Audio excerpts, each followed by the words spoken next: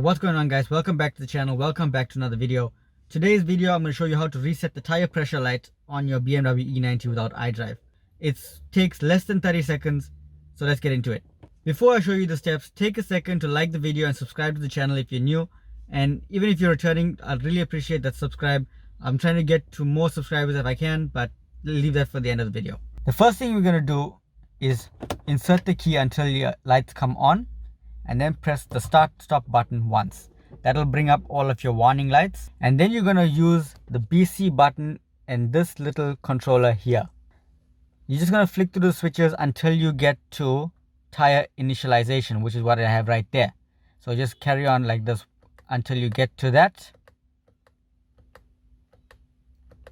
Now bear in mind, this can only be done while the vehicle is stationary. So once you get there, you're going to press the BC button once.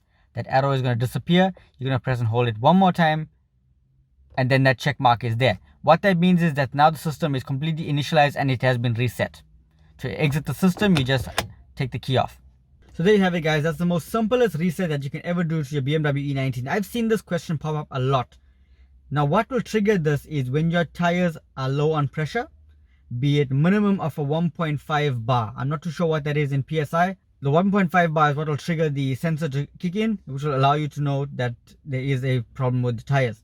Another thing you'll also know is every time you take the wheels off and once you put it back on, if you have height sensors or even on general purposes, if you take the wheels off and put it back on, this will throw the light to come on. Basically, it doesn't know where the shocks and everything are at. It'll think that the vehicle will think that it's up in the air and whatnot. That's when you have to reset it. Also, driving on very uneven roads will cause that light to come on. It'll think that the vehicle has a puncture, and something to that effect will not allow the vehicle to work properly, or if there's any discrepancies in that such, will throw that light on, and that will cause you to reset it. So I hope that clears out any confusion as to why that light will come on. So I hope this video helped you guys, and I hope you found it informative. If you did, give it a thumbs up, share with your friends, leave your comments down below as to what type of videos you would like to see me make in the future. Also, don't forget to subscribe. It'll really mean a lot if you actually do that. I'm trying to get to more subscribers and put out more content for you guys. So I hope this really helped you guys. Thank you so much for watching, and I'll see you guys in the next one. Hope to see you soon.